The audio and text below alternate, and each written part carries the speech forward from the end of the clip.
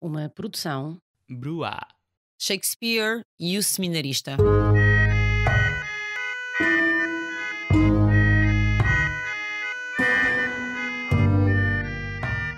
Um dos mais terríveis homicídios da história da criminologia portuguesa foi cometido por um jovem seminarista, bem parecido, bem posto, bem falante, que chocou a Lisboa bem pensante.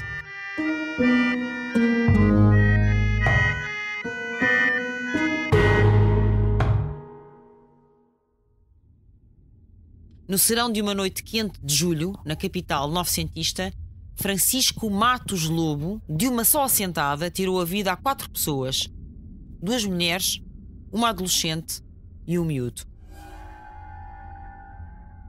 E fê-lo com uma brutalidade ímpar, à punhalada e à facada, desferiu dezenas de golpes em cada uma das vítimas, quase todos mortais. De seguida, roubou-os e foi para casa lavar-se e tentar queimar as suas roupas imundas de tanto sangue. Quis o destino que ficasse para a história, não apenas por ter abalado a fina flor e a nata da sociedade de então, como também por ter sido o último condenado à morte em Portugal. Enfim, esse pódio acabou por ser ocupado com louvor e distinção. O crime foi cometido bem no coração quente da cidade, no primeiro andar do número 5 da Rua de São Paulo, num prédio muito próximo do Arco da Pedra que sustenta a Rua do Alecrim. A primeira vítima foi uma cidadã francesa, viúva de um célebre músico português.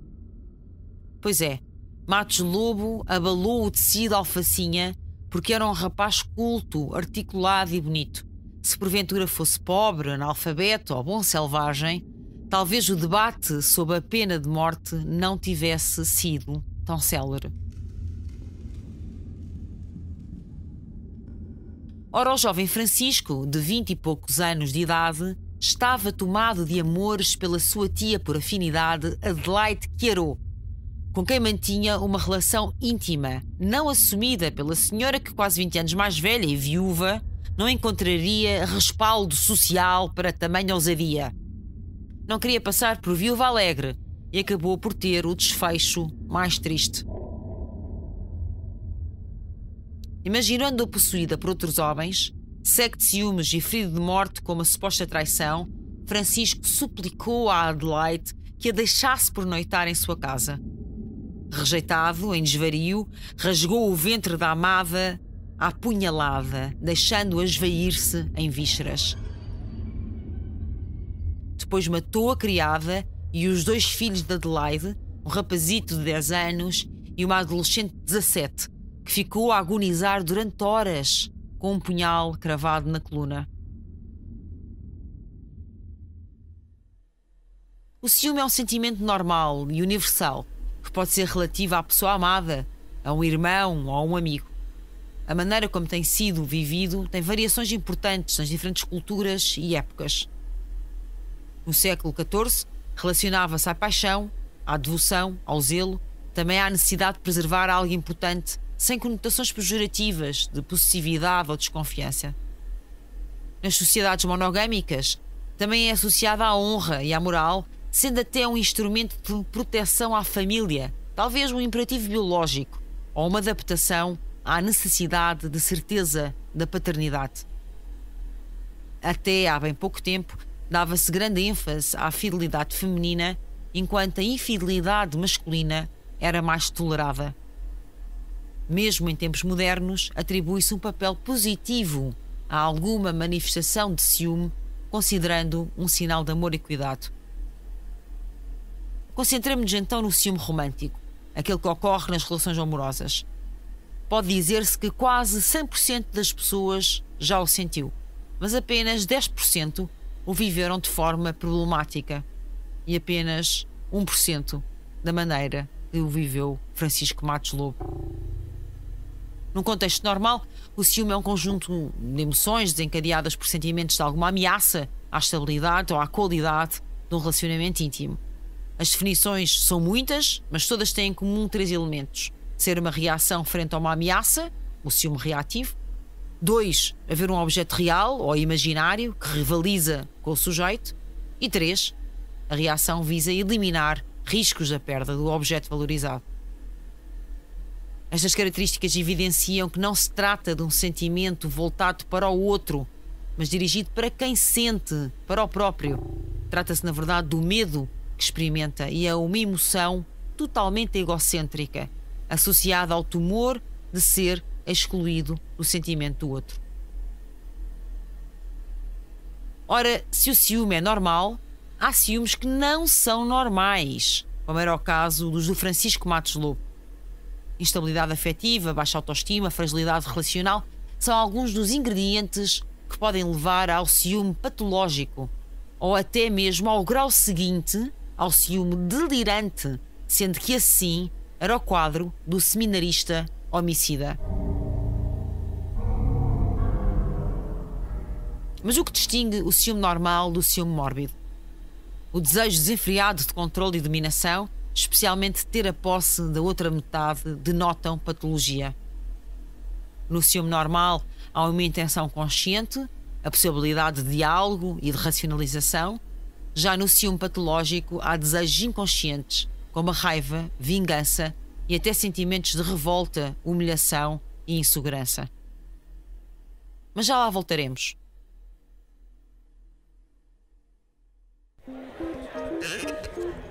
Olá! Se alguma vez quiseste aprender mais sobre vinhos, mas nunca soubeste exatamente por onde começar, o Sumo de Uva é o podcast ideal para ti. Junta-te a mim, Afonso Ferreira, numa escola de vinhos que vai pelas principais regiões de vinhos do país e aprende também a apreciar, a gostar e a conhecer mais dessa coisa maravilhosa que é o vinho. Vemo-nos lá!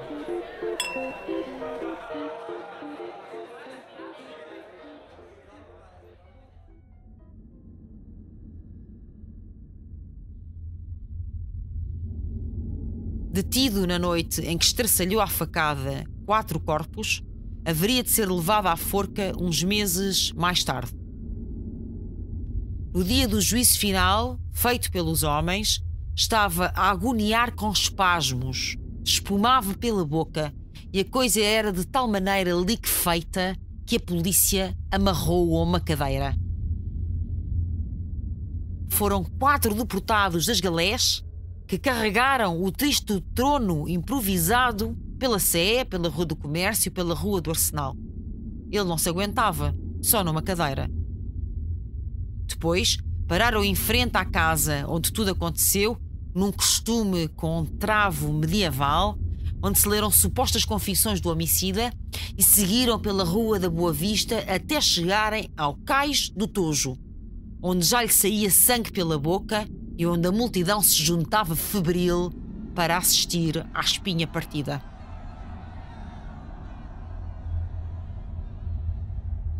Sucede que o pobre padre que acompanhava o lúgubre cortejo, mesmo antes do baraço se preparar para esmagar as vértebras cervicais, sentiu-se mal. Eventualmente não resistiu ao quadro vivo de miséria que se pintava ali mesmo à sua frente e, acometido de uma apoplexia, morreu ali, naquele momento. Teve que ser outro cura a tomar o lugar do desafortunado que, a meio da extrema-unção, tombou desmaiado. Sem mais demoras, penduraram-no, desvanecido, inconsciente, mas, ao que se diz, não morreu logo.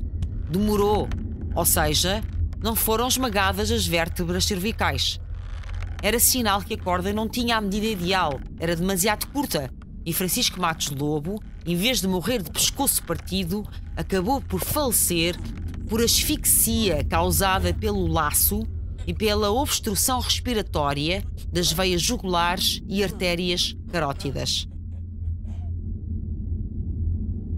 Um fim tão lento e doloroso quanto sujo. Quando assim é, no final do enforcamento, geralmente dá-se a libertação de fezes e urina por perda de controle dos esfíncteres. Pois, Francisco pendurado, meio moribundo, e um dos carrascos, nervoso por não conseguir um trabalho eficiente, procurando aliviar o sofrimento e terminar o espetáculo que já lançava urticária na turba de globos esbugalhados, lançou-se nos seus ombros, mas escorregou e, para evitar a queda no patíbulo, agarrou-se aos pés do enforcado. Acabou por ter também que ser socorrido e acabou de perna engessada. Credo, que sucessão trágico-cómica. É 1h15 do dia 16 de março de 1842. Estava o condenado Matos Lobo de frente para o Rio Tejo, com a corda ao pescoço, preparado para a sentença que lhe fora aplicada pelo homicídio cometido. O prior de Marvão procura reconfortar o condenado, mas subitamente cai morto. Fulminara-o uma apoplexia. Eleva-se um grande clamor na multidão e o corpo do sacerdote é imediatamente retirado na cadeira onde viera o condenado. Assim conta o Diário de Lisboa, em 1922, recordando aquela que foi a derradeira execução da pena capital em Lisboa. Escusado será dizer que, na longa discussão sobre a sentença de morte que então envolveu a sociedade portuguesa, a Igreja considerou que talvez Deus não quisesse mais mortandade e que o rapazinho bonito, mas a desfazer-se em fluidos, amarrado a uma cadeira, a morte súbita do padre, a falha da forca, o verdugo a escorregar e o diabo a seta eram provas irrefutáveis dessa nova vontade divina. 2 décadas depois, em 1967, a pena de morte era oficialmente abolida em Portugal. Mas muito Matos Lobo contribuiu para que muito antes fosse rejeitada na consciência social. Pois é, numa noite quente de 25 para 26 de julho, o jovem seminarista Francisco assassinou 4 pessoas. O seu crânio está registado no livro do Museu de Anatomia da Escola Médico-Cirúrgica de Lisboa com a rúbrica Cabeça de Matos Lobo, assassino movido por ciúme, morto por suspensão. Armário 38, prateleira 6. Nada registra de anormal. Filho de José Pedro de Matos Conde e de Maria Vicência Lobo, Francisco de Matos Lobo nasceu na Amieira, a 2 de julho de 1814. Seu pai era almoxarife. Tinha como profissão cobrar direitos reais, escriturar livros, prestar contas, sendo bastante estimado em toda a povoação pelas suas qualidades de trabalho e pela sua honradez. Aos 8 anos, entrou para um colégio privado, onde aprendeu a escrever e a ler, com facilidade. Mais tarde, já longe do seu Alentejo, ingressou no seminário de Cernache de Bom Jardim, ali para os lados de Coimbra, onde revelou assinaláveis capacidades nas cadeiras de gramática latina, retórica e de filosofia. Dedicava-se à vida eclesiástica e, pelas suas faculdades de trabalho, de zelo e de esclarecido intelecto, todos os lentes lhe profetizavam um futuro brilhante. Falharam. Já o seminário acabou por ser encerrado a mando de Dom Miguel e aos 20 anos de idade Francisco teve que encontrar outros portos. Adelaide era, como disse, sua tia por afinidade. Francesa, natural de Dunkerque, a pequena cidade portuária quase à fronteira com a Bélgica, palco de uma famosa batalha na Segunda Grande Guerra, era viúva de João Evangelista Pereira da Costa. João Evangelista Pereira da Costa, que além do mais era também compositor, tendo Lisboa assistido às suas óperas O Mérito Exaltado, em 1824, e Gilda di Provenza, em 1827. Ora, viúva, Adelaide viria a residir com os 2 filhos, a Júlia e o Emílio, também assassinados na tal noite escura, na casa da sua sogra em Proença Nova, não muito distante do seminário de Bom Jardim. Foi aí, aliás, que o jovem Francisco a conheceu e que começou a cortejá-la. Terá sido por causa desse insistente assédio? Dessa perseguição, será? Que Adelaide decidiu retornar a Lisboa? Não se sabe. Certo é que Matos Lobo não desistiu. Na capital, continuou com os seus galanteios e madrigais, indiferente a um suposto sentimento de avisada que os consideraria um insulto ao seu luto. Talvez temesse a censura social, contudo, na verdade, o Chiquinho dormia em sua casa com alguma frequência. Sucede que frequentava também a residência da viúva, quarentona, o médico Soares da Albergaria, de que Francisco começou a desenvolver um enorme e doentio ciúme, expresso em cenas de grande agressividade, com insultos e ameaças. E claro que estávamos ainda muito longe das denúncias de violência doméstica, tampouco da noção de assédio sexual ou de violência verbal e psicológica. Mas mais longe ainda de um desfecho tão sanguinolento estava Adelaide. Foi uma janela indiscreta. Isso mesmo, uma janela indiscreta. Foi nessa perspectiva hitchcockiana é que foi descoberto e denunciado o crime do seminarista. No prédio em frente ao da viúva morava um jovem estudante de origem inglesa que, estando casualmente à vidraça do seu quarto, viu o assassino lançar para a rua do primeiro andar uma pequena cadela. Bel, uma pequena cadela. Este animal de estimação, aliás, fora uma prenda que Francisco ofertara dias antes àquela família luso-francesa que aparentemente pretendia que fosse sua. James, observando a noite e as ruas desertas, sentado no parapeito, naturalmente estranhou tão violento gesto e logo chamou a guarda municipal que estava perto, no Cais de Sodré. De imediato, o alferes Correia dirigiu-se com mais 4 praças à casa do futuro eclesiástico de esmeradíssima educação. Trus. A criada de Francisco Matos Lobo já dormia, portanto ele mesmo abriu a porta.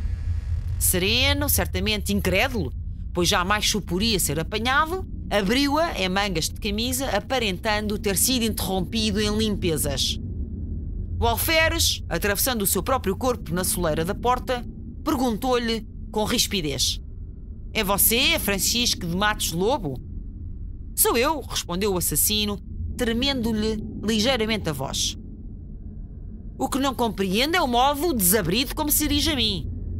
"No posto lhe explicarei", retorquiu secamente o oficial, ao mesmo tempo que entrava para o apartamento e fechava a porta atrás de si.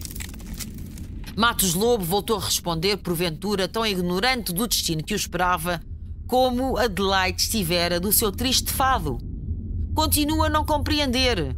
E lembro-lhe que em minha casa não costumo tolerar insolentes", disse.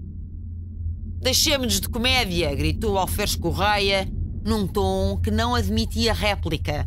"Você sabe muito bem ao que venho, pois acaba de matar uma família inteira." "Eu? Isso é falso, senhor oficial." "É escusado negar", ripostou. "Vamos." "Mas alguém lá em casa poderá provar? Ou afirmar que tivesse sido eu?" E o que é que respondeu a polícia? "Afirma-o, a sua desventurada prima." "O quê?" exclamou o homicida. "Pois ela ainda está viva."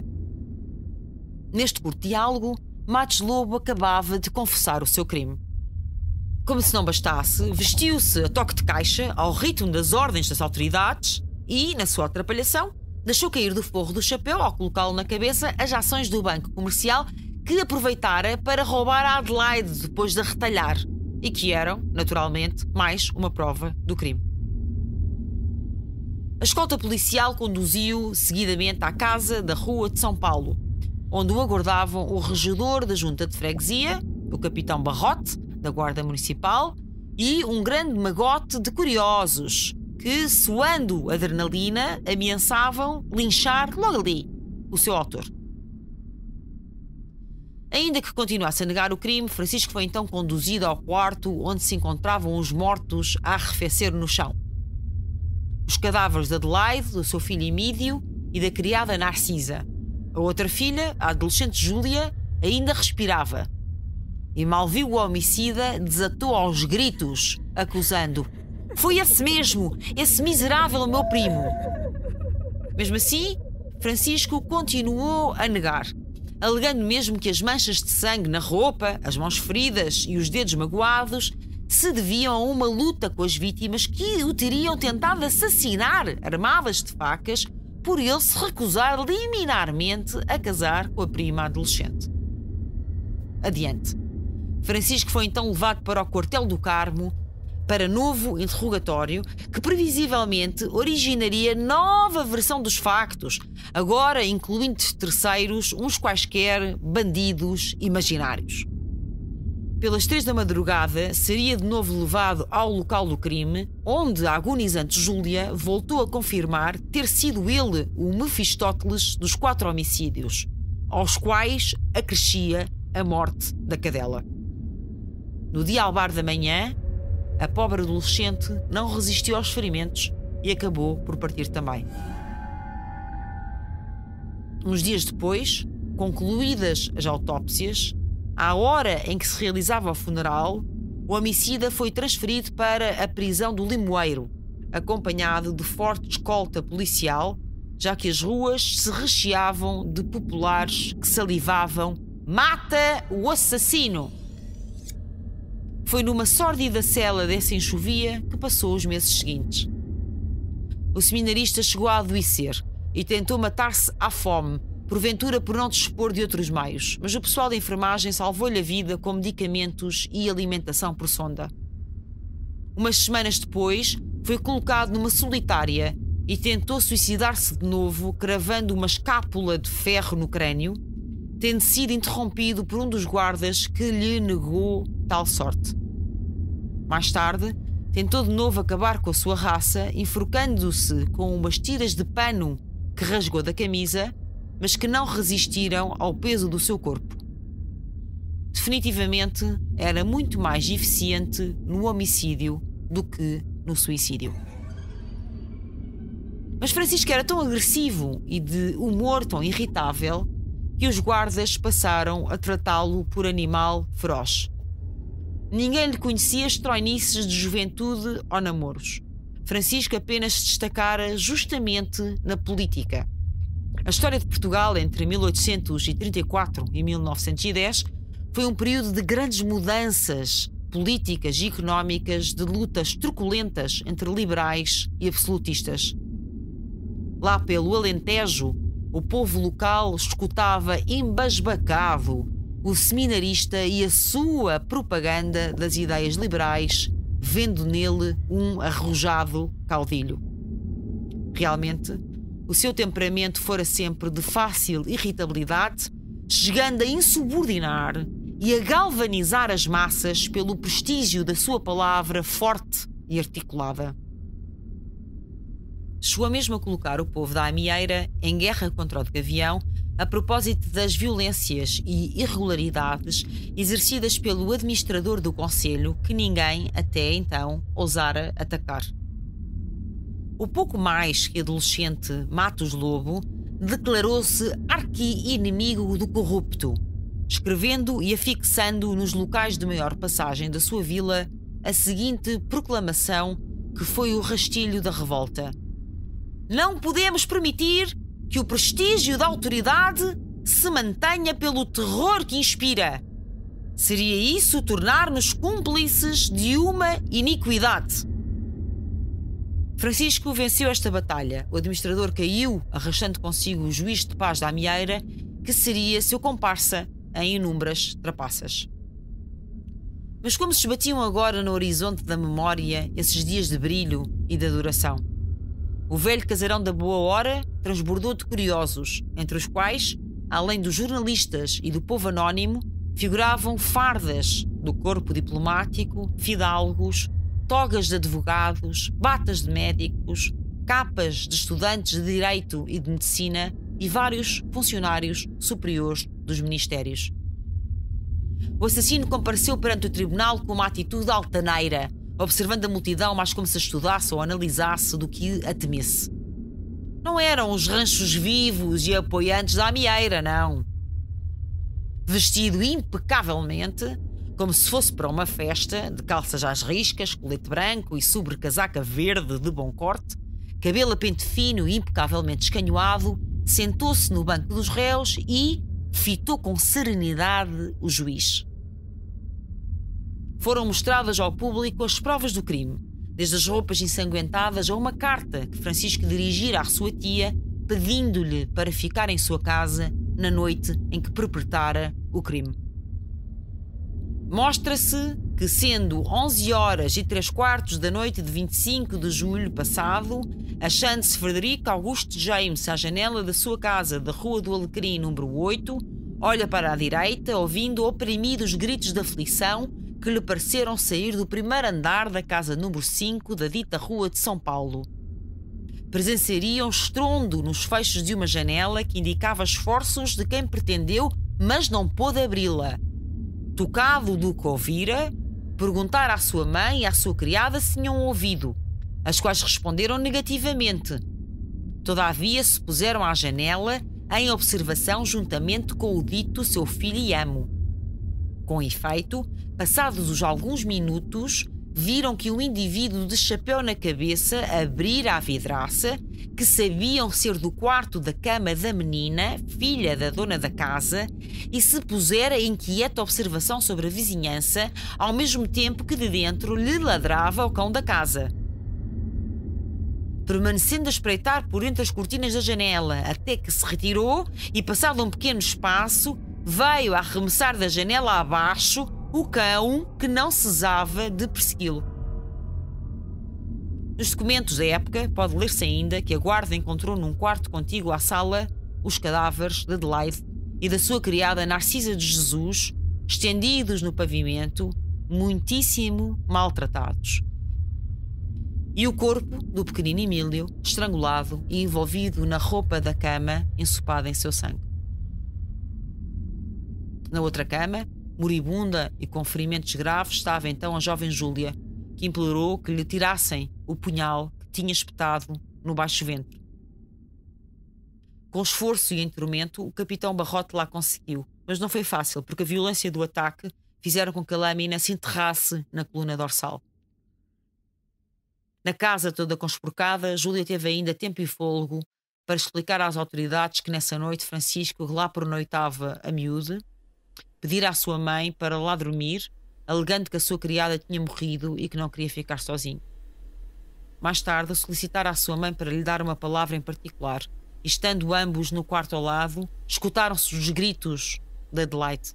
Narcisa foi em seu socorro, mas já não voltou. Quando a adolescente tentou fugir, ele correu atrás dela, desferiu-lhe uma punhalada no pescoço e logo a arrastou para o quarto onde já estavam as outras duas mulheres e onde jazia morto também o pequeno irmão. Adelaide levou 16 golpes, quase todos mortais, por punhal e por uma agulha de enfardar, própria para cozer serapilheiras. Narcisa, 14, Emílio e Júlia apresentavam também mais de uma dezena de ferimentos mortais. Encarcerado, Francisco passava os dias medindo a passos largos o pavimento da acanhada cela, ou com a cabeça entre as mãos, ou escrevendo nas paredes máximas tanto em português como em latim, ou redigindo inúmeros cadernos que nem a prudência, nem a inteligência, nem o tempo conservaram. Quando recebia visitas de curiosos, médicos, jornalistas, resguardava-se num inabalável mutismo. Nem uma palavra. Ainda voltou a tentar deixar de comer, mas sem sucesso. Quando soube da sua sentença, ficou doente, cheio de febre, delirante, fraco. Passou a noite a beijar um crucifixo e a murmurar: Memento homo que a pulvis ein pulveren revertes. Lembra-te, homem, de que és pó e ao pó voltarás. Livro do Gênesis, Antigo Testamento. Quando a Irmandade da Misericórdia o veio buscar de manhã, já estava com a alva vestida e com a corda ao pescoço. Depois foi a miséria que se seguiu.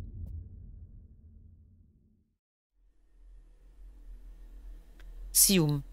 Se um grão pode apurar uma relação, em demasia azeda. E o que é esse excesso? É quando as dúvidas se transformam em certezas, em ideias distorcidas ou delirantes. Nesse quadro, o ciumento é compelido à verificação compulsória das suas ideias e confirma se a pessoa amada está onde e com quem disse que estaria. Abre correspondências, escuta telefonemas, examina bolsos, bolsas, carteiras, recibos, roupas íntimas, chega o companheiro, contrata detetives particulares, realiza visitas ou telefonemas de surpresa em casa ou no trabalho. Contudo, toda essa parafernália não passa de uma tentativa de aliviar a ideia deliroide, mas não ameniza o mal-estar e a dor mental que provoca. Entre absurdos e ridículos, há o caso da portadora de ciúme patológico que obrigava o marido a passar pelo polígrafo sempre que chegava à casa. Há outro caso em que a doente inspecionava o pénis do companheiro, assinando-o de manhã com uma caneta e verificando a marca desse sinal no final do dia. Mais absurda ainda é a história de outro paciente com ciúme obsessivo que chegava a examinar as fezes da namorada, procurando possíveis vestígios de bilhetes engolidos. Enfim, os ciumentos estão em constante busca de evidências e confissões que confirmem as suas suspeitas. Por isso mesmo, por mais que o companheiro ou a companheira reassegurem, expliquem ou até confessem alguma coisa, nada pode tranquilizar o ciumento patológico para quem nunca nada é a verdade total, nunca nada tem o detalhe suficiente e nunca nada é realmente fidedigno. Portanto, a capitulação só traz mais inquietação ao invés de serenidade. O que realmente fica patente no ciúme patológico é uma enorme ambição de controle total e absoluto sobre os sentimentos e comportamentos do companheiro ou companheira. Há ainda com frequência preocupações excessivas sobre relacionamentos anteriores, as quais podem ocorrer como pensamentos repetitivos, imagens intrusivas e ruminações intermináveis sobre fatos passados e seus pormenores. O ciúme normal é transitório e é baseado em factos. O maior desejo seria preservar o relacionamento. No ciúme patológico, há geralmente o desejo inconsciente da ameaça de um rival. São várias as emoções experimentadas, tais como a ansiedade, depressão, raiva, vergonha, insegurança, humilhação, perplexidade, culpa, vingança. O portador de ciúme patológico é um vulcão sempre prestes à erupção. Esse tipo de ciúme tem alguma prevalência na população, requer tratamento, está frequentemente associado à violência doméstica, mas mais raramente termina em banhos de sangue. Pode estar ligado a quadros muito diversos, como depressivos, ansiosos, obsessivos e, sobretudo, alcoólicos, quase 40%. Já o grau seguinte, sim, há mais. Já o grau seguinte, o ciúme delirante, apresenta mesmo ideias sem contacto algum com a realidade. Muitas vezes é a manifestação de uma patologia psiquiátrica muito mais extensa e pode ter, habitualmente tem, um desfecho trágico. Ou seja, se no ciúme patológico qualquer sinal do outro pode significar algo e a angústia da dúvida corrói a alma de quem é ciumento, há uma terceira situação, ainda mais grave, sob o ponto de vista do comprometimento do psiquismo, onde ocorrem situações delirantes em que a desconfiança do ciumento cede lugar à certeza e à raiva. Habitualmente, este transtorno delirante, sem alucinações ou deterioração da personalidade, tem uma apresentação monossintomática. É só aquele sintoma. E é muito comum em doentes maníacos, paranoicos e esquizofrénicos. Chama-se Síndrome de Otelo, numa singela homenagem ao Moro de Veneza de Shakespeare. Neste quadro, as pessoas padecem de delírios e pensamentos paranoicos sobre o companheiro ou companheira, com um sistema de crenças e condutas, tudo em torno da ideia de infidelidade, sem provas ou fundamentos de nenhum tipo, zero. A nível cognitivo, são experienciados pensamentos intrusivos, constantes, com base na tal suposta traição. A nível comportamental, surge um desenvolvimento de condutas obsessivas de comprovação e de busca de detalhes e de provas que apoiem e reafirmem o delírio, com desprezo para todos os outros dados da realidade que possam infirmar o delírio. As pessoas que sofrem síndrome de Otelo acreditam ser vítimas de uma conspiração e podem chegar a pensar que o resto das pessoas sabem que a sua parceira ou parceiro está a trair, que lhe estão a mentir e a ocultar a infidelidade. Daí que possam ser assassinados amantes, filhos, sobrinhos, cães e gatos.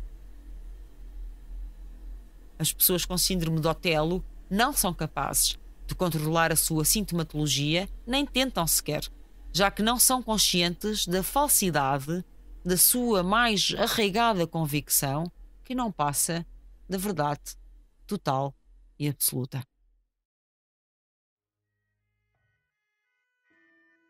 Memento homo, que a pulvis es et in pulverem revertis.